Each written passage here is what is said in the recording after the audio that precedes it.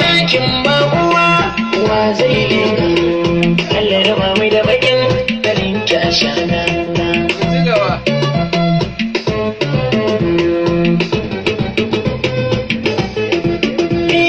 Ɗakin ba uwa wa zai leka, Allah raba mai da halin ki an tukuna ba.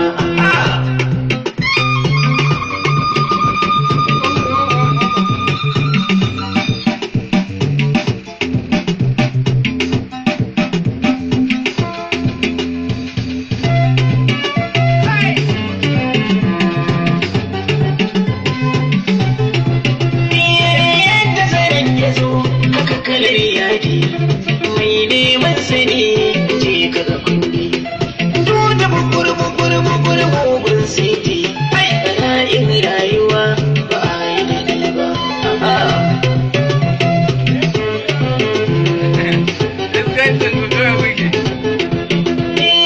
Allah raba mu da ashana sanda ta kama, Allah shiga tsakaninmu da an ji kunama.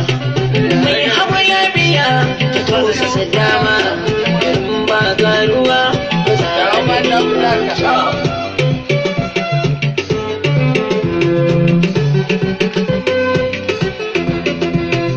In kika tashi dole su bar nan, haka in kika shigo dole su zo nan.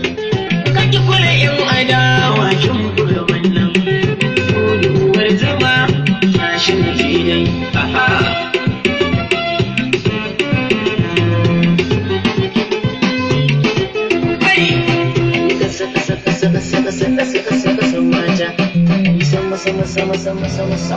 Sama mata, cikin mata, jaga mata, da Adamu gwanja dan gidan mai dawiya.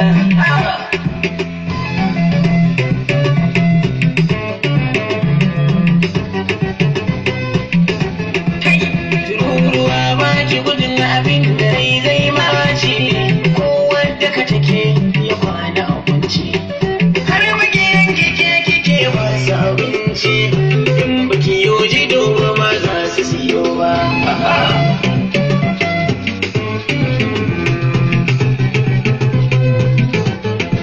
Kai, dudu bakar ashana ba zai kunna, da aka kunna duduwa kika kona.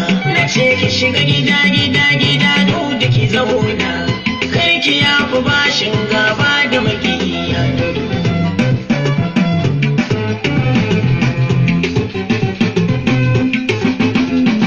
Na ce hannu baya daga cinka shi daya, cika umarni makaho ya waiwaya. Na ce sha ta kamar dubu kawai kai mu shan giya, karfa ka ɗanɗana ka ce min baka sha ba.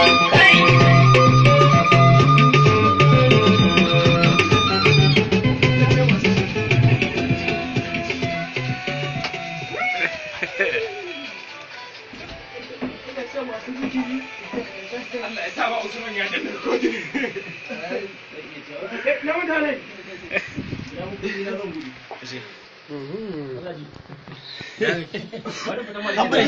Ado Isa Gwanja ɗakin uwar gida Reza. To kai yanzu Ado me zaka ce wa masoyanka da kuma wanda suke kwafi ɗin waƙar ka ake cewa kai ne? Kowa ya ci abinci.